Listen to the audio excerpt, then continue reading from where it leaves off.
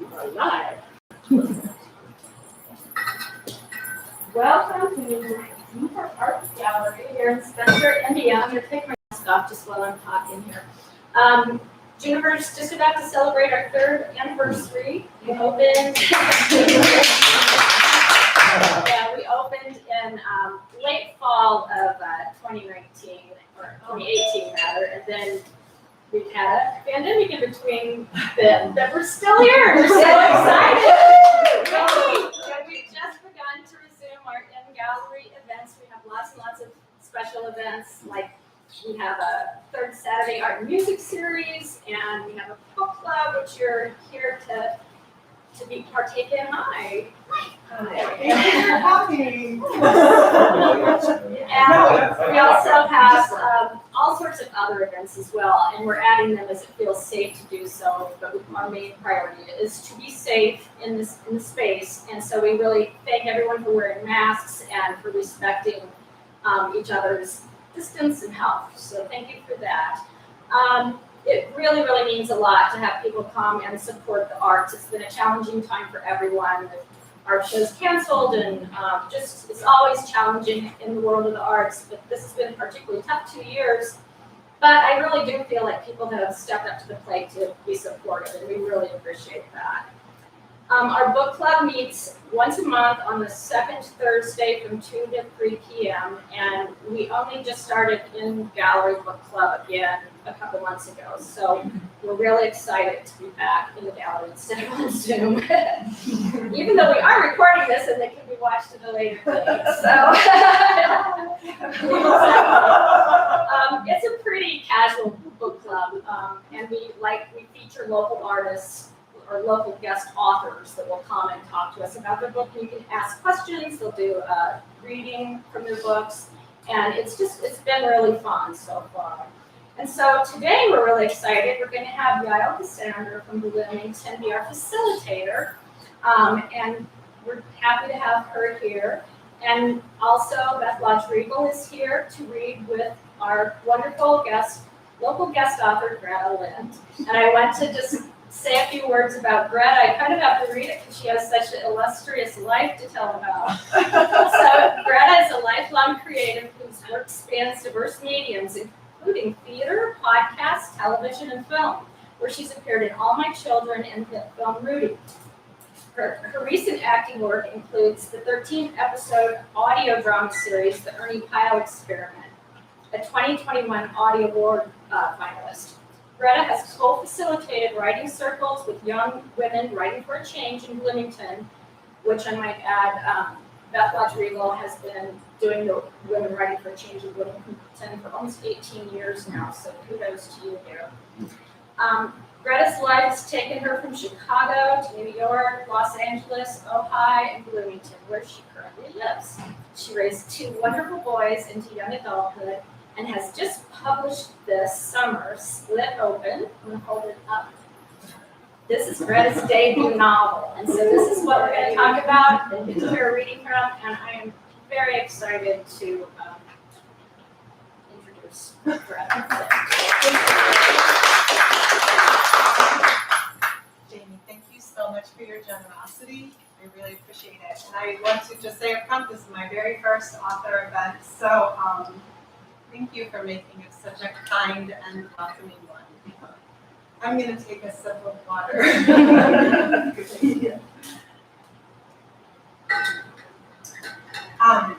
So the structure of this book is that it's in 4 parts, and every chapter alternates between 2 women's stories.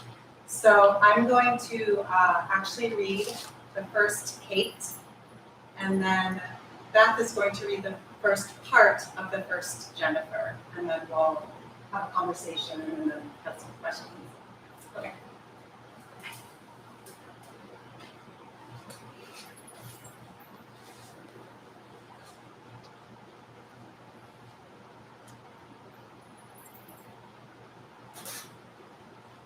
Kate.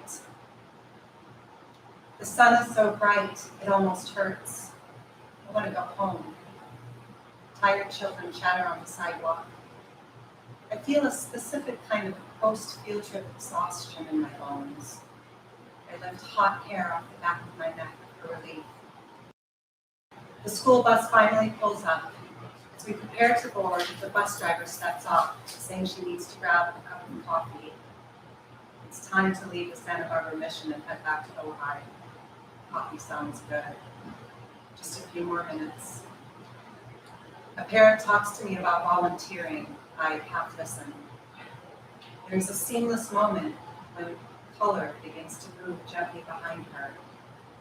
As if I am one with the yellow, I simply say, the bus is moving.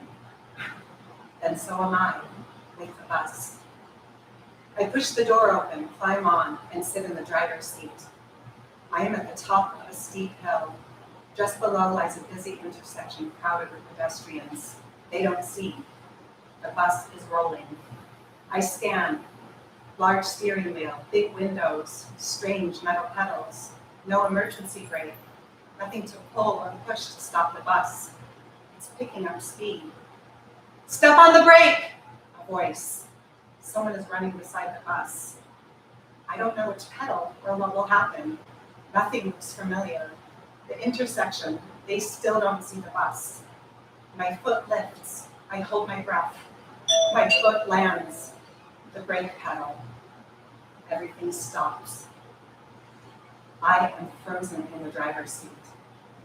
I turn to see the children and chaperones on the sidewalk, also still. The driver emerges, coffee in hand. Her face is ashen. What almost happened? We ride back home. Everyone is safe. Children whisper. I don't hear their words, only the whooshing inside my head. Questions come over the next 3 days. Right now, there is only one.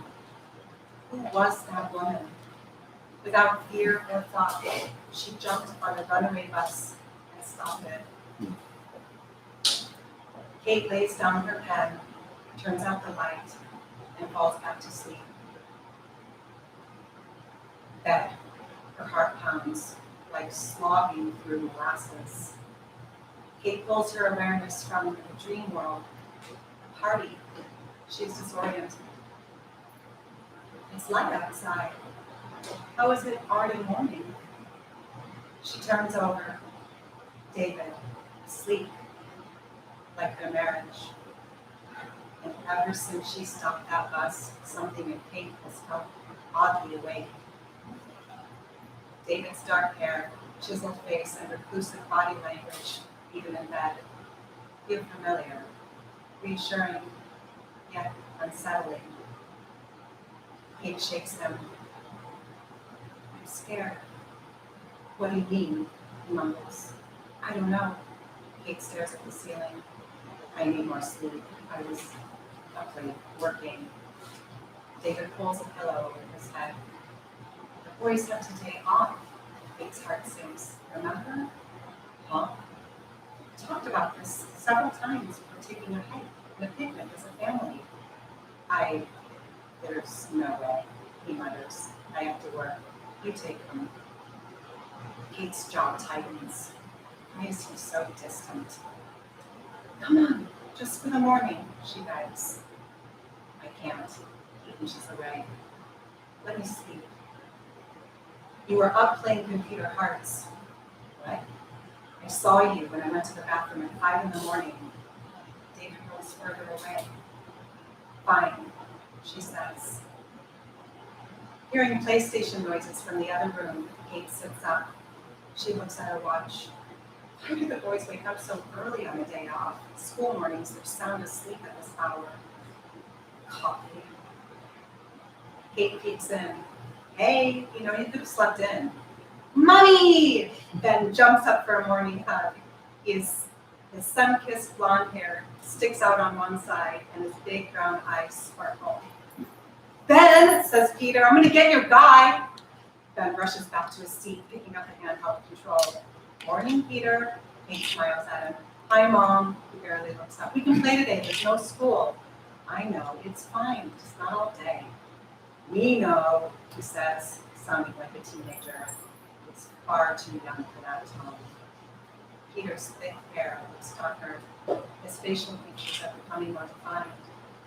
You guys want breakfast? Kate asks. Later. Gotcha! Peter shouts. Ben starts to cry. Go easy on him, she says. Peter? No response. Peter!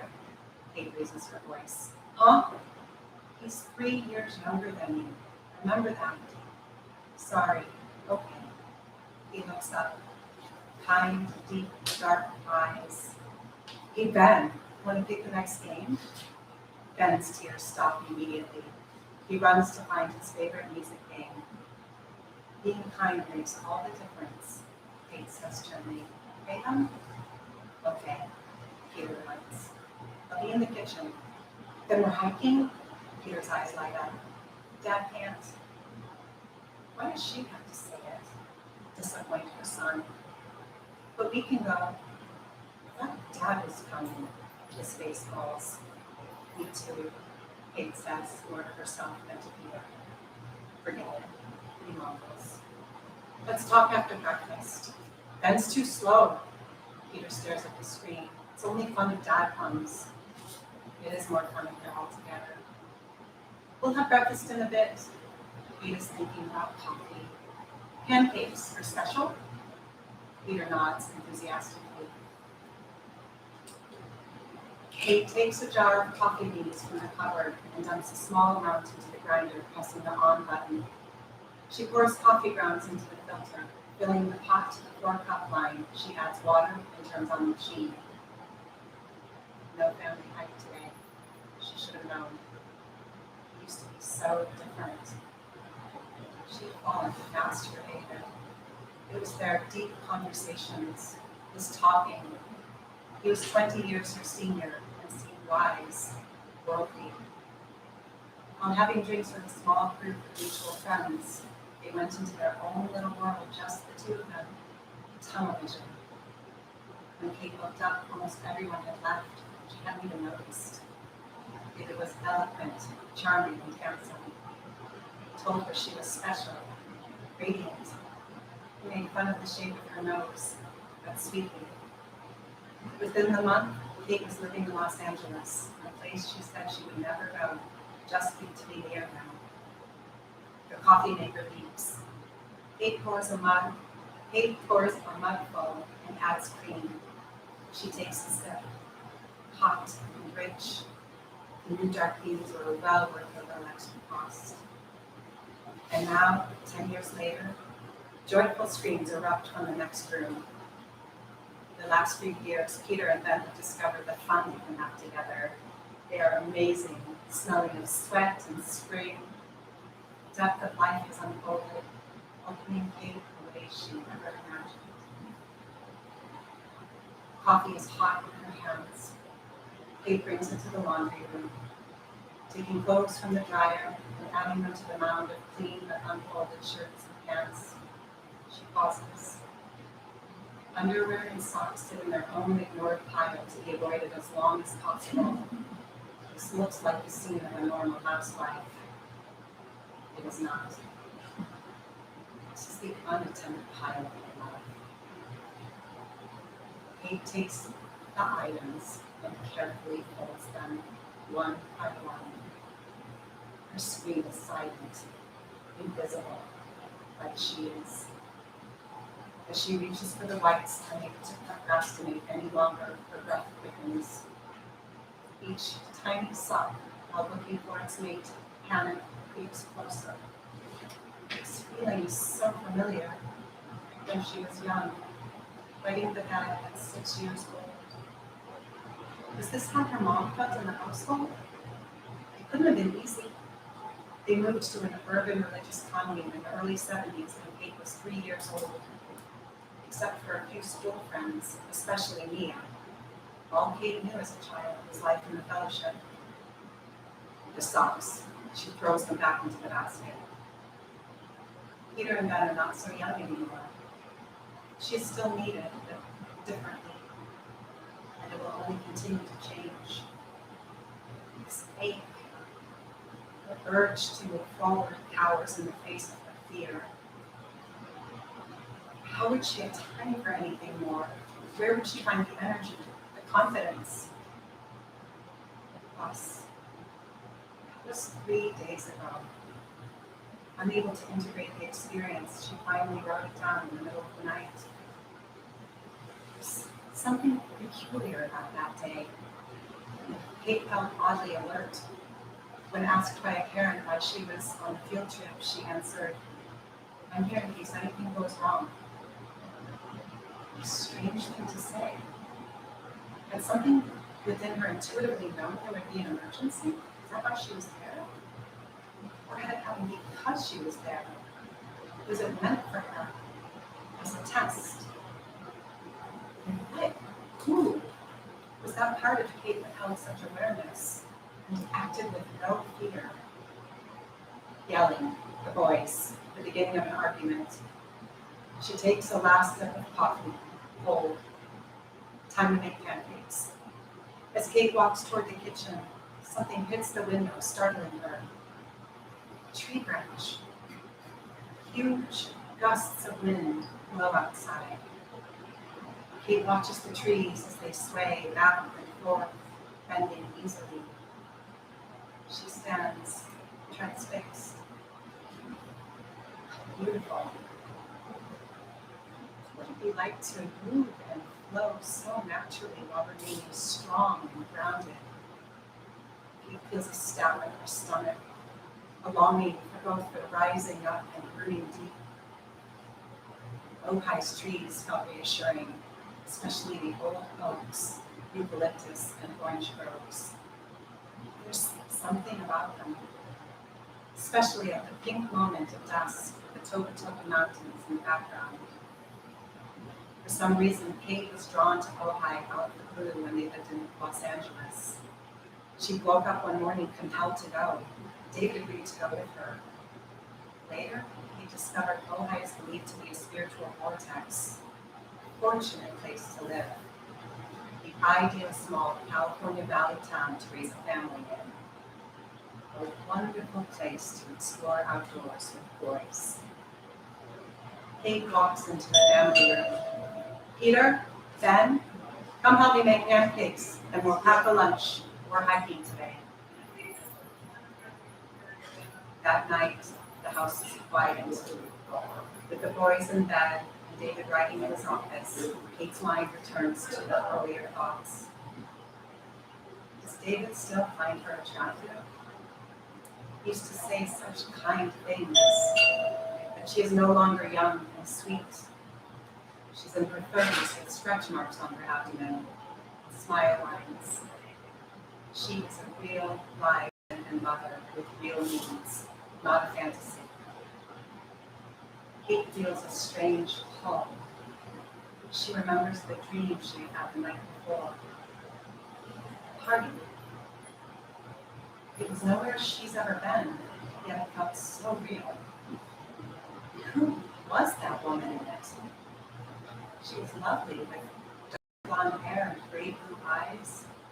She moved with ease, irresistible and free. Then Kate remembers. She told someone she was the luckiest woman there because she was no longer tied to a marriage. 2 women whispered in the corner. They spoke of her husband's many betrayals and, finally, of her own. She said what she had been through was unimaginable, more than anyone could bear. And she'd survived. She had come through the other side, not just intact, transformed. Who was this woman? What was her life like? How had her marriage dissolved? What about her children? Does she have children? Who am I? Kate thinks. Apart from David's wife, apart from mother. Layers, years of buried feelings begin to peel like an onion. It's too much. A huge gulf lies between what is conscious and what is not. Happiness has depended on keeping them separate. And yet, Kate doesn't want her bus to run away downhill. She wants to sit in the driver's seat. How?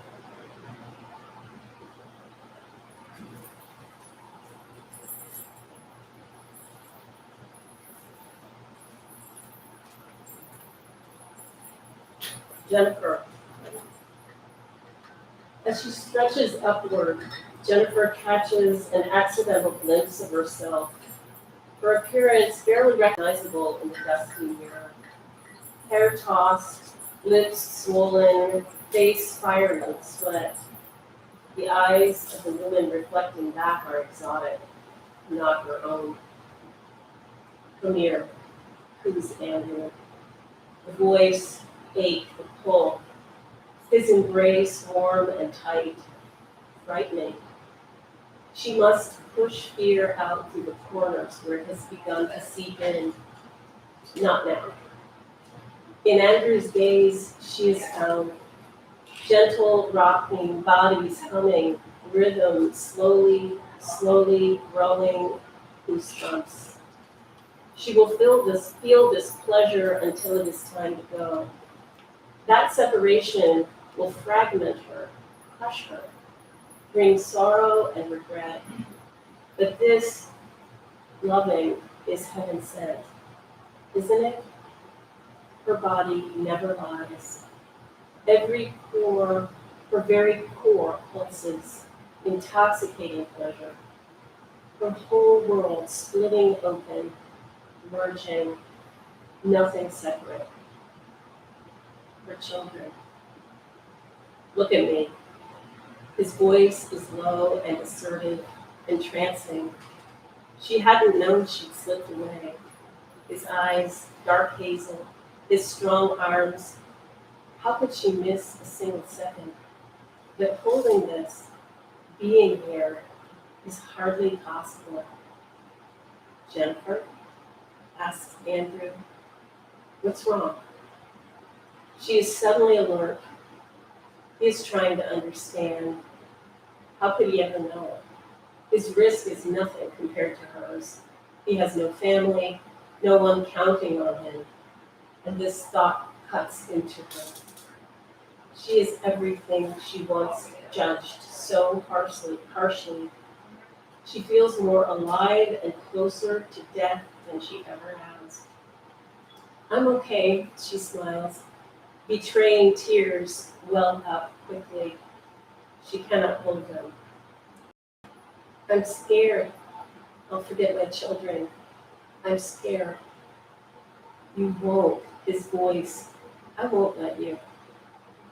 Jennifer is immediately repulsed, untrusting, splintered, ready to go. Promise? Jimmy is full of attitude when Jennifer picks him up from preschool. Darling pixie face is sour. Even his bright blue eyes appear darkened. I'm sorry, she says. We'll get juice at home. Want it now, like every day in the car. She is in no place to deal with her 3-year-old's whining. Sometimes Mama's busy, then I can come straight to get you. Jennifer steals a quick look back. I love you. Can I watch TV? A little. How was school? You have a good day? It's okay. You eat your lunch? Only juice and chips. If you eat your sandwich, it'll help you grow big. It's better not to push it. You can watch Sesame Street till it's time to pick up Chloe. How about tomorrow? I'll pick cashews instead. Silence. Love you too, Mama. As she lifts Jimmy from his car seat, soft sweetness in her arms, Jennifer knows she is where she belongs.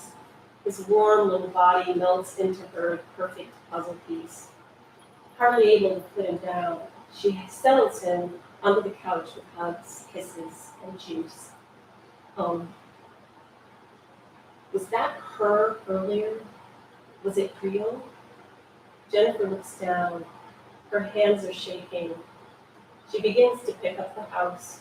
Dirty clothes go in the hamper, dirty dishes in the dishwasher. But the shaking is deep. Jennifer walks back to the living room. She settles in next to Jimmy under the blanket. He leans into her. She breathes in the smell of sunshine, dirt, fun, and still a little bit baby. She is safe. Jennifer jolts upright. What time is it? She looks at her watch. Jimmy's breathing is steady. She scoops him up along with her purse and keys in one movement. Holding his heavy, sleeping body close, Jennifer manages to buckle Jimmy into his car seat without waking him. She turns on the CD player. India Ari. Jennifer sinks into a temporary haze, maybe a cup of coffee after getting Chloe. The feeling of Jimmy is still in her arms, and she feels herself in Andrews. How is she doing it?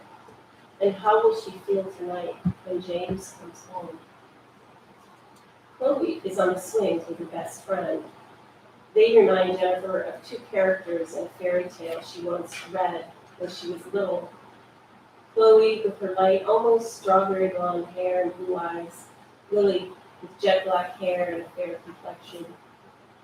Chloe, Jennifer calls, waving. What a big girl. She's changed so much since she was Jimmy's age. This year especially, she's made a leap. Hi, sweetie. Hey, Mom, Chloe says casually. Was it this year or last when she stopped saying Mommy? Can Lily come play? I guess it works for us. Let me talk to her mommy when she comes. She's over there, Chloe points. Okay, I'll go check with her. The girls don't respond. They're busy talking about what color they'll paint their fingernails. Robotic, routine school drop-offs and pickups. Everyone appears the same. No one can tell about the life of another in these daily rituals. Jennifer imagines what people see when they look at her. No one would ever guess. She must seem, how does she seem? Pleasant? Maybe kind. She is kind, that's never been a question. She probably seems acceptable. And that, Jennifer feels, is no longer true. What really goes on in the lives of other women could be anything. How many people carry secrets? What about larger universal truths? Is this where we connect? Or is true connection buried in the fact that we cannot know the soul of another? Maybe secrets are necessary. What happens when our secrets are revealed? When the invisible is made visible? Mom, Chloe yells, she's leaving. Jennifer realizes she's been standing, staring at nothing. She quickly walks over and talks with Lily's mom. What secrets does this woman hold? She seems overly mannered and perfect. There's no way that's the whole story. The play date is on. Jennifer returns to the girls with the good news. Yay, they scream. Chloe hugs Jennifer, handing over her backpack and lunchbox. Come on, kids. I'll make you a snack, says Jennifer. How about death by chocolate brownies? In the lull of the car, with children buckled in, there's nothing to do but drive. How is it a person can feel both closer to and more disconnected from themselves at the same time? How can she want so many different things?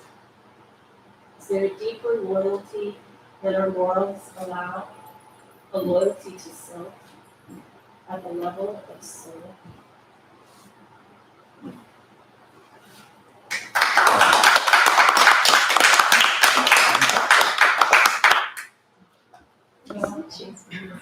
Yeah.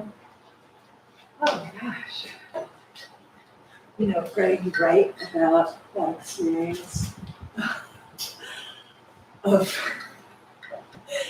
being a mom on a field trip so convincingly that right now I feel like I need an entire pot of coffee. Or margarita. or both at the same time. And you know, it's I wasn't that great.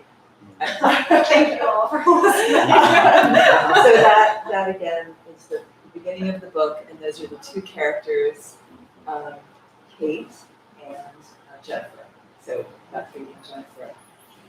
And you know, we talked about things in advance and how to whole order plan, but I guess just hearing that, not reading it, but hearing it really did, and also just with your great, Yeah, it's the first time I've heard rhetorical it. it really immersed me in the torpor of early motherhood.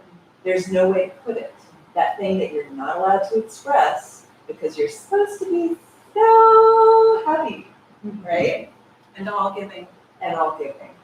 And such phrases as post-field trip exhaustion and just the tyranny of the laundry and the dishes, matching socks, putting that off as long as possible. I still do that. So it's really, you write about something that all of us as parents, and especially, I'm just gonna say, guys, as moms, because of where we are in society, have experienced, and especially those of us who've chosen to stay home with our children. And then, and we forget who we are, right? Yep. And then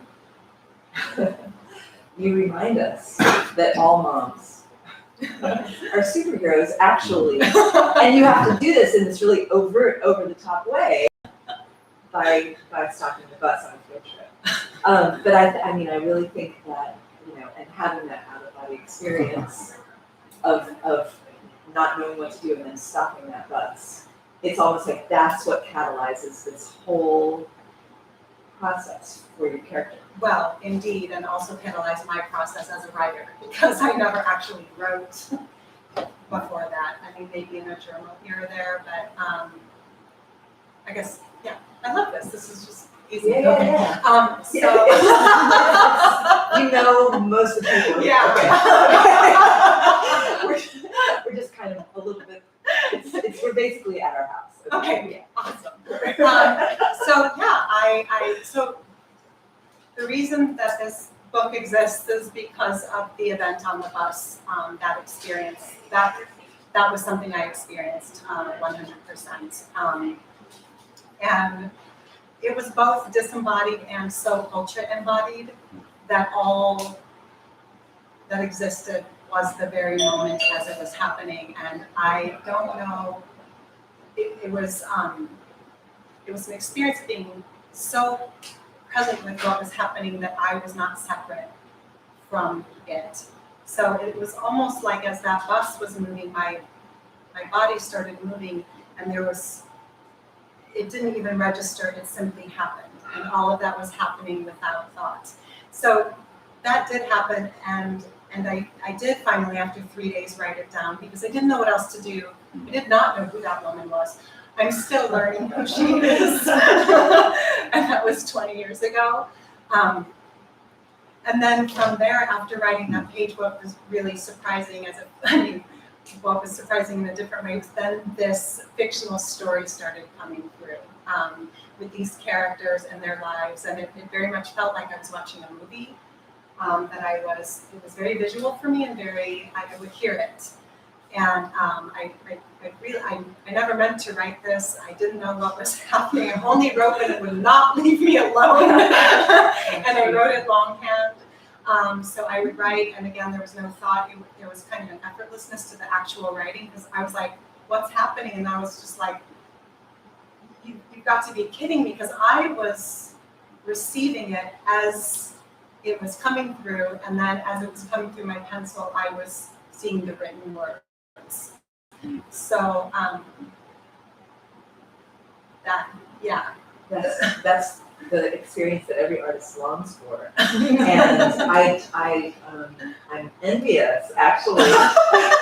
But you talked about that. I feel so much resonance in this story, and I've written about that a little bit with some real, classics of the canon, like Madame Bovary and Mrs. Dalloway.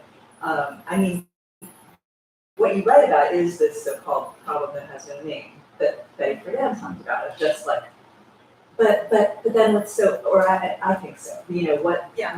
How dare a woman long for something beyond marital and motherly bliss? yes, as right? well as, and Beth and I talk about this invisible work.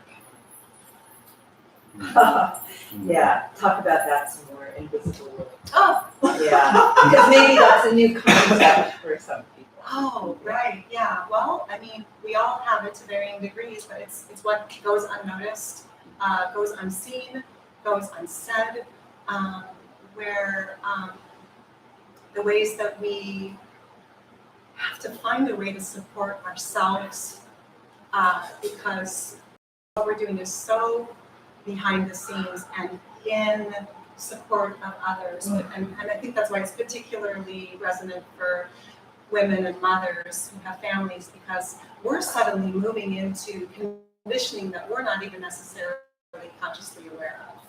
So we kind of become, and I will say I certainly did become, a person within a role more than maintaining my connection with, I don't know, these words are coming to me like a soul thread. And that disconnect can be incredibly, well, invisible, confusing, and I think traumatic. Yeah, and it's everyday trauma that, Yeah. that no one acknowledges. It's very quiet trauma that just builds Yeah. slowly. And we can feel it. I mean, that's why those first scenes were so palpable. That scene where, the Kate's husband, rolls over and decides not to go on the hike, and the kids are playing video games, and the mom is just in a holding pattern, sort of trying to respond to all of these people's needs who depend on her. That's invisible work right there. Yeah. You captured it really well. Yeah. So since, and I struggle to say Kate and not you or Greta. Yeah, and she's so I'm definitely not interested. me, and I appreciate. Yeah, and I do want to just ask a little bit about that, just in terms of your process, because all of us, or many of us, especially who've had interesting experiences. I mean, I've never stopped a bus before, but sometimes when we have like autobiographical things that happen, we think, oh, I really gotta write about it, or someone says, oh, your life's so interesting, you gotta write about it. And then we think, well, why am I gonna put up, well, for one thing, who am I? But then another thing is like, I really don't want to share that much. So yeah, you should write about what you know, but how do you keep yourself and the lives of those that you love or might be writing about safe and feel safe? Yeah, it's easy because those lives are safe. Because those lives, so the real lives of the people that I love are close to me, and they are not in this story, although there are aspects of my experience that are truthful. So that's what I'm drawing on is the qualities, and I think what I'm hearing you saying is that those qualities are relatable. That yes, this is a specific story, and I think we've heard that the more specific you are in your creative work, the more universal it is, and I do think that's true. So sometimes the larger whole and truth is seen in the details, even if we haven't experienced those exact details in that exact way. So, wait, what was your question? Yeah, and just how do you, like, since you do get into details and you talk about places and you talk about numbers of children and things like that, how do you keep something for yourself and keep from feeling vulnerable? Oh, I feel incredibly vulnerable. I don't think we're supposed to keep ourselves from feeling that, and I think that actually is one of the things that that invites us into real relationship with one another. Because I do know, and I've said this before, that when people I admire particularly share their vulnerabilities with me, it just opens up worlds. I feel like, oh, I also can step into a space that I maybe don't know if I have a right to be in, because there's so much we don't know, and it's okay. It's okay. Otherwise, we're going to keep hiding and hiding further and further and end up under that laundry pile. That oppressive laundry pile. Yes. Oh my God. Yeah. So going back to a topic that came up just a minute ago, you know that issue of the stuff of my life, especially if I'm not an international Graham Greene style, men of intrigue or something. If I'm a mom and I drive to carpool and I match socks, like, okay, once in a while I stop a bus, but even if I don't do that, how can I convince myself that my life is important enough to be the source of meaning, so much that I can maintain my own attention and potentially others in the telling of it? How can I take up space? And especially, okay, white privileged women, right? We might think, well, I haven't endured famine. I haven't, been ethnically cleansed. I haven't, etc. Why on earth should I have the hubris to think that my life is important? And that's interesting to me. Well, first of all, I think it's really essential to respond to what you're saying about that level of trauma. And I can't glide over that. I can't say, oh yeah, and because of all these reasons is why. Because it's not even close. And so the only way I can respond to the question you're asking me is to honor that those traumatic experiences are true, have happened, are happening, continue to happen in ways that I think we're just starting to wake up to, particularly as white people. So I can't gloss over that. And I also am not the person in the position to speak to it because of the color of my skin. So I just want to honor that. Honor that you brought that up. So then I will move into responding to the question. Yeah, but then coming from that place, how do we begin to think? Well, we don't, we just do it anyway. If I waited until I had the confidence, if I waited until I had the skills and the courage even, I wouldn't do a damn thing. I'm very scared. I am terrified every time I take a leap. I have never had the gift and the substance beneath me to move from a place of confidence. I wish I did. It's more like I choose to step into an experience, to do something anyway, with my legs shaking, with my voice trembling. And so I think it's as simple as saying yes. And then reaching out to our supports to say, I'm terrified, I don't know what to do. And then you receive, say yes.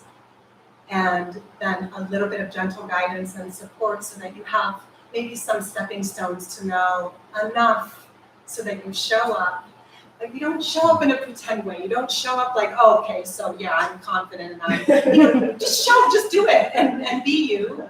And I think that's, I certainly as women, when I experience other women who are willing to do that and willing to share what they don't know with me, then that's where that quiet sisterhood and those dots start to connect in a way that we realize we're not alone. And we can feel so isolated, particularly in situations like being a stay-at-home mom.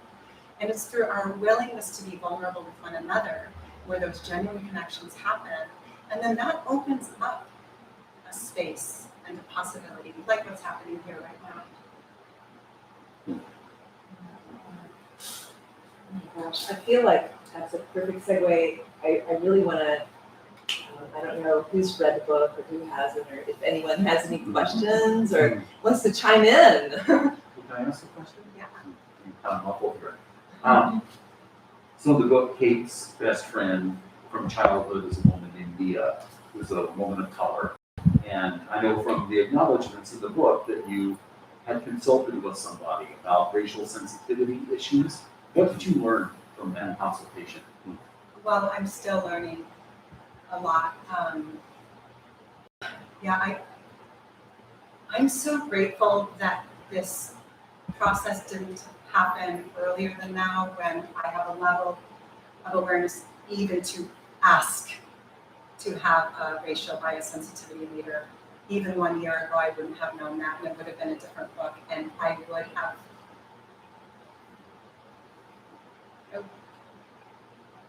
it would have potentially created a little bit of harm just because of what I don't know as a white person. So I entered into what I thought was going to be, having someone just kind of do a light read through and help me out with anything that stood out. And I ended up going into a deep dive of a rabbit hole with an extraordinary woman named Dr. Murray. And those scenes were stripped down. I was stripped down.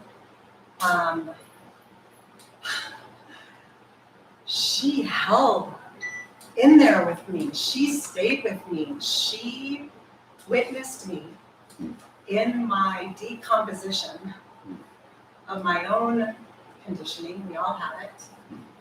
And she helped me, because it's one thing to break it down and to have the experience of being willing to be broken down. And it's another thing to have some clues or some really direct guidance as to find the way forward.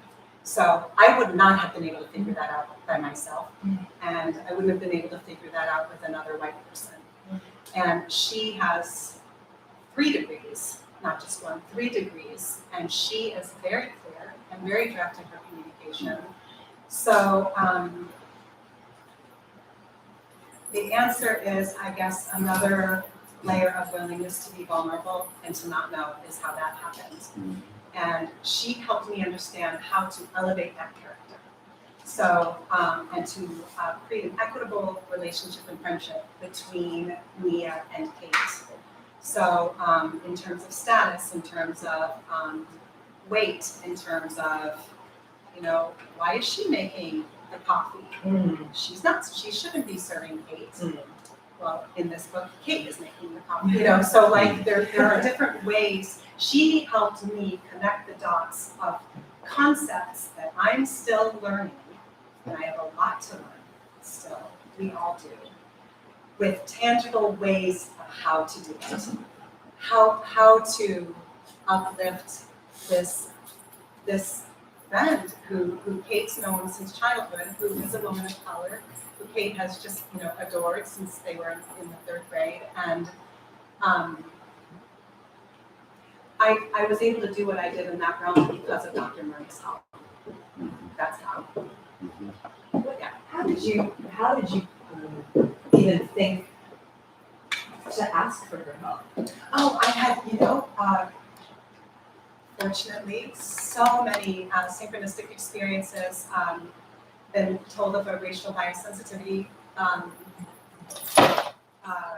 workshop through Zoom when we were all at home, and I participated in that, and I learned a lot, and I knew that Dr. Murray knew what she was doing, that she could hold safe and sacred space in a loving, clear way, and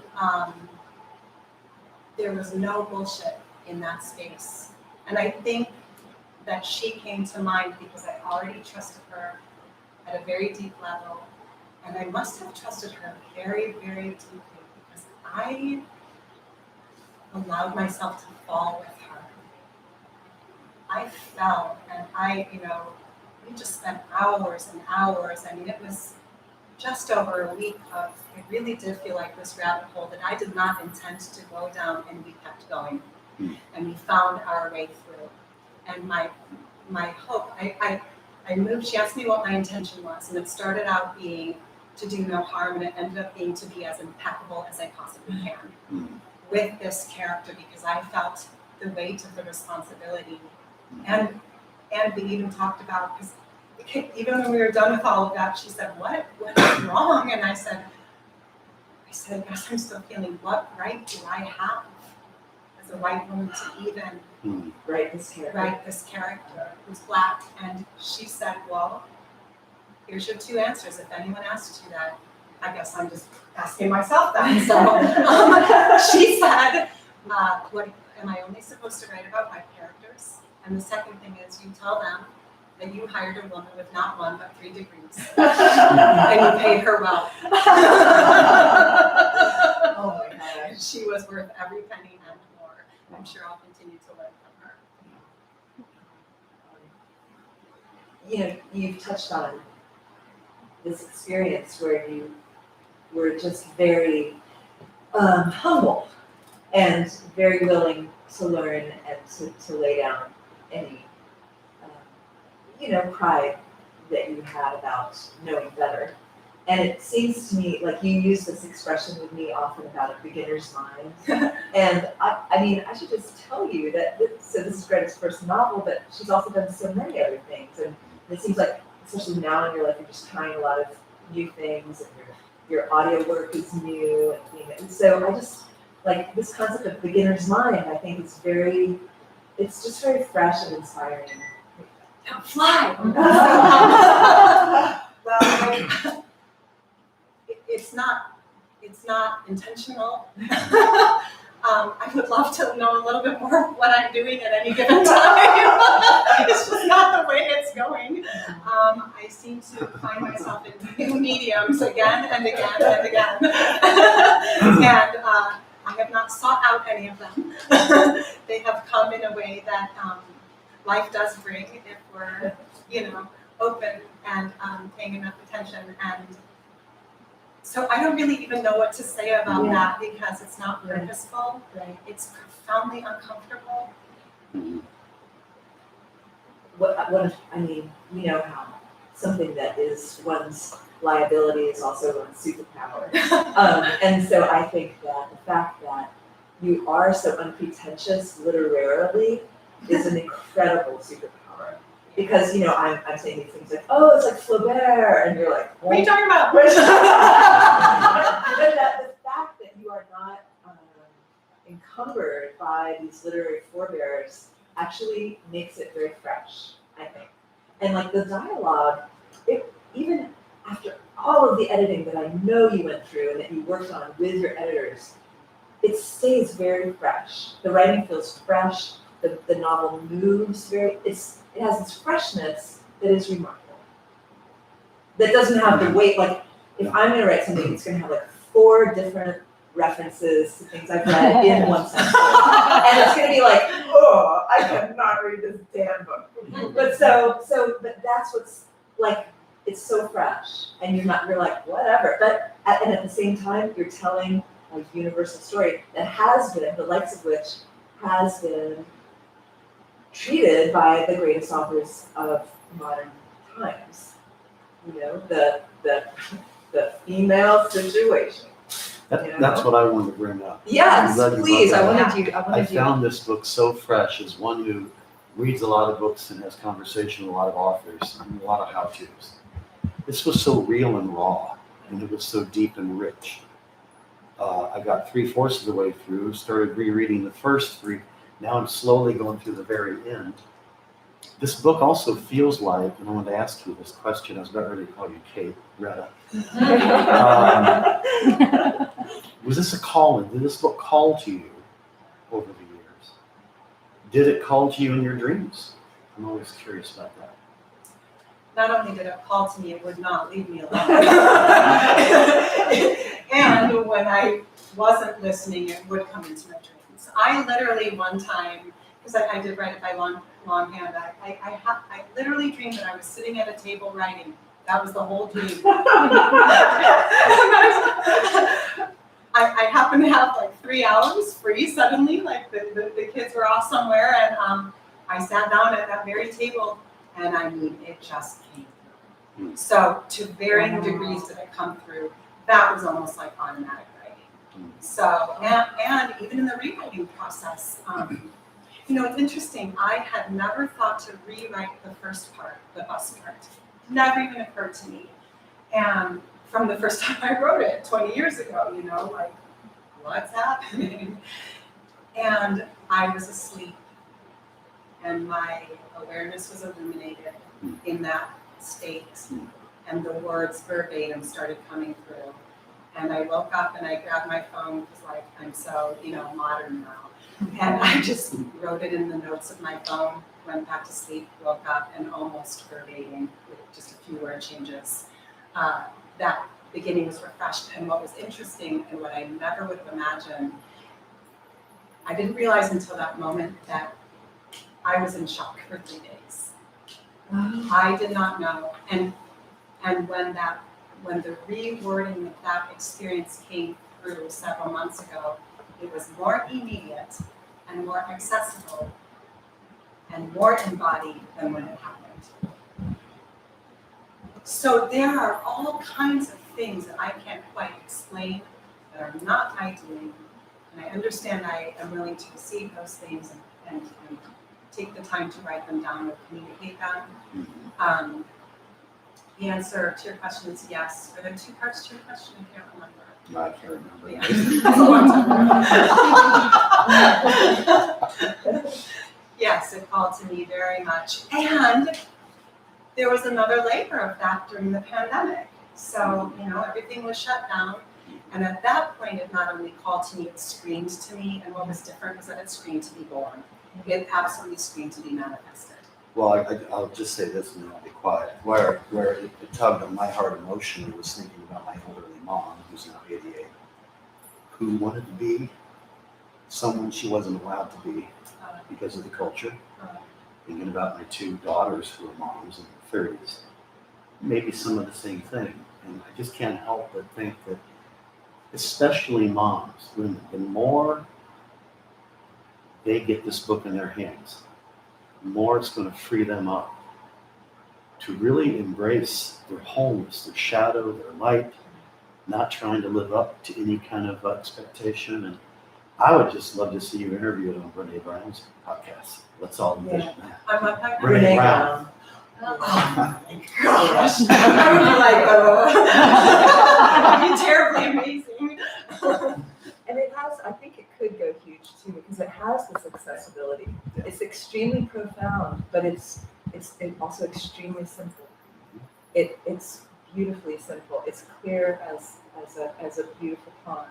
I mean, it's just absolutely clear. And so I think it's very accessible, and I think it could resonate with every single woman, and a few men. Everyone agrees. I was like, the book was coming out, and all of a sudden it dawned on me for the first time that a man might read it. It never occurred to me. It just didn't. I didn't think they wouldn't. The thought just never even occurred to me. Yeah. Hey, John, sit small. You didn't do my review on Amazon. Oh, that's a really important thing. We're talking about just the process of the book being published, and so reviews are really important. This is where I've become a shill. And so if you purchase a paperback or an ebook on Amazon or on Goodreads, do a review there. It really it does something to the algorithm. I don't know. It makes it possible for people to even find your book. That's and it right. makes it possible that they will be more likely to promote it because this is all on me and those people around me. So yes, they will keep good Amazon verified purchase reviews, which means you bought the ebook or the paperback on Amazon and that you are not linked to me. If you buy it elsewhere, it probably won't show up, and if you're linked to me, they will remove it. I just would like to say, as a person that sells local authors books in a very small business, I don't think that's actually true, because I have reviewed lots of books that I purchased at local bookstores, and they are on Amazon. It just doesn't say you're a verified purchaser. Good. Okay. That's the only difference. They would be maybe more vulnerable to be pulled, which is what my Possibly, publisher said. I don't but know, that's but I mean, nice to know. I've done reviews that I've purchased at local bookstores, and they are on Thank you for Amazon. that. Okay, so So I review on encourage Amazon or both Goodreads. purchases. I'd be Yeah. grateful. And I do also want to say that, in the process, because I just named my publisher, and I just want to say that was another huge, important piece of the what and the how. because I didn't know what I was doing. And my dear friend Lori from college connected me with a women-owned and run publishing company called Beaver's Pond Press, where I was given an editor, a book cover designer, and a project manager. Hannah. And they were such creative, strong women who listened so deeply and at every turn kept handing it back to me. And so there was gentle guidance handed back to me. And even so, like the book cover, these were all, I had such clear concepts, but I don't have that skill. So she did 4 designs. I told her this, this, this, and this. She pulled those things together to create this cover. My editor, Carrie, was incredible. I cannot imagine working with any other editor than her. In fact, I started the first 20 pages of the sequel and already ran it by her just because she did that with such skill and grace, so that yes, things shifted and they were not remotely altered. The structure of the book has always been there. These words have always been there. I did learn a few new words. I noticed I tend to use the same 5 words over and over again. So I actually learned to write in the rewriting process, which was really cool. You knew how to write. Yeah, I didn't know how to. This happened because another depth opened up through entering into that process with them, and having a project manager, because a lot of what I actually personally do need at times is reassurance and gentle guidance, and I think it's okay for us to know that and say that about one another. And so she did some real loving and gentle hand-holding with me, because there were times I was terrified. And this really was like a birthing process for me. And there was a time where I was like, I can't, like at the very end. And my editor heard me, like I expressed myself and she heard me. And she said, step away before you burn it all down. And I did. And within 24 hours, it came back through. But there are times in our lives and in our creative work where it's essential for us to press pause. That is as essential, if not more, than doing the work.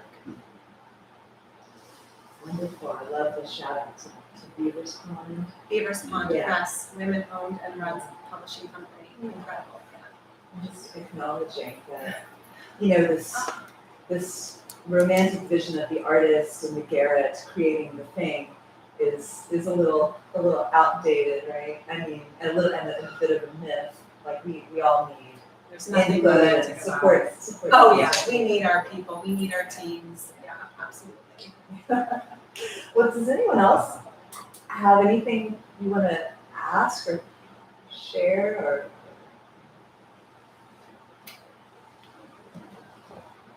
Thank you all for coming. I am so touched. I really appreciate it. Thank you. Tell all your friends about it, write a review. The book is by Greta Lind, the author. Greta Lind. Okay, thank you for facilitating this, Jamie. And yeah, thank you so everyone much. for coming out. This was just a really special time together, so thank you very This much. was another gentle stepping stone for me in doing one more new thing, so I really appreciate doing it in such a caring environment. Thank you. Thank you. Awesome. Thank you to everybody, and especially to Beth and Greta and Yael. Thank you for facilitating. Thank you. Ooh.